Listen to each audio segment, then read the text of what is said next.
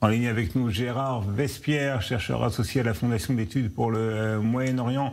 Gérard Vespierre, bonsoir, merci d'être avec nous. On va s'attarder, si vous le voulez bien, sur le rôle que joue l'Iran actuellement dans la région, qui semble tirer son épingle du jeu, malheureusement. Il y a les différents proxys, le Hezbollah, bien évidemment, les Houthis au Yémen, qui défendent avec plus ou moins d'autonomie les intérêts iraniens, c'est ce qu'on peut dire, ou est-ce que ces différents groupes agissent en fonction d'intérêts qui leur sont propres ?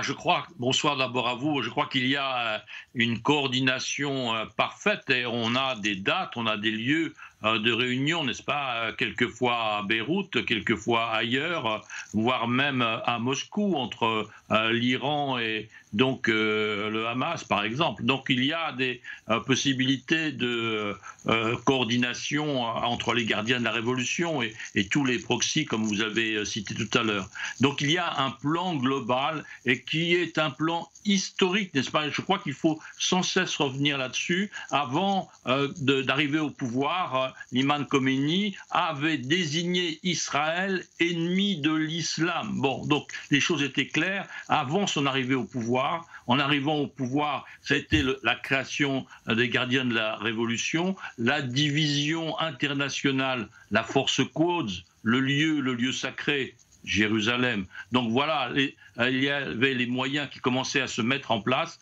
pour affronter Israël. 1982, début de la création du Hezbollah, et les choses se sont ensuite amplifiées avec les liens avec le djihad islamique et puis plus récemment avec le Hamas et donc le 7 octobre. Donc il y a un plan, une organisation, une stratégie globale de façon à s'opposer aux accords d'Abraham, de façon à s'opposer à la paix. Mais dans le contexte actuel, depuis le 7 octobre, est-ce que l'Iran a véritablement intérêt à ce que finalement la zone de conflit se rapproche de plus en plus des intérêts iraniens de l'Iran lui-même? Parce que on peut considérer que si les choses se dégradent, notamment sur la frontière israélo-libanaise, l'Iran paiera les pots cassés en ayant son principal proxy, à savoir le Hezbollah, considérablement affaibli. C'est peut-être pas ce que l'Iran recherche.